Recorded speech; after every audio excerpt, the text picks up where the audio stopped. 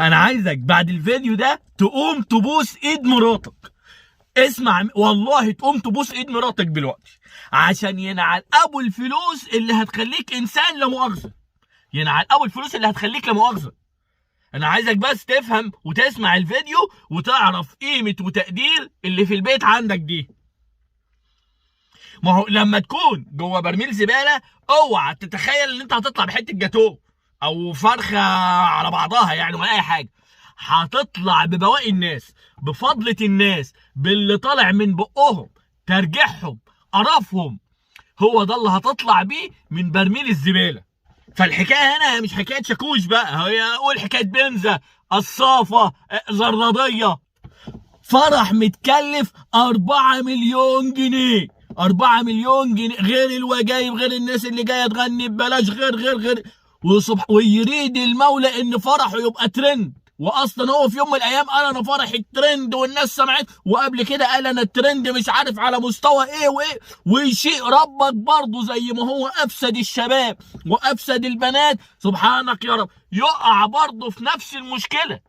الشاكوش هنا ما طلعش شاكوش. قول اي حاجه غير ان هو يبقى شاكوش. ما بنتكلمش هنا على الكلام اللي بالك فيه، لا انا بتكلم دلوقتي على الراجل اللي عامل لنا راجل، اللي طلع بعد الفرح قال مش عارف دي ايه ودي ايه ودي ايه، واتكلم وقال وايه، وان هو هيمنعها عن كذا وهيمنعها عن كذا. ليه؟ عشان الحاجات دي هتمنع مراتك اللي في بيتك عن الحاجات اللي انت قاعد تسوق بيها سمعتنا وسمعه الشباب.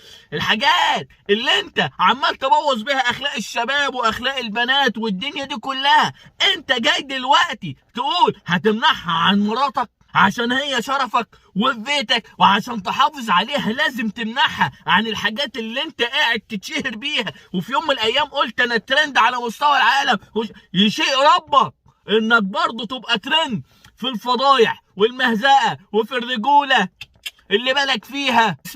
اسمع، مراتك اللي في بيتك دي اللي صاينه اسمك تتاقل بالذهب، والله تتاقل بالذهب. لانك لو موجوع دلوقتي في قرشين مش عارف تجيب ايه، فلوس ايه، مزنوق في مش عارف.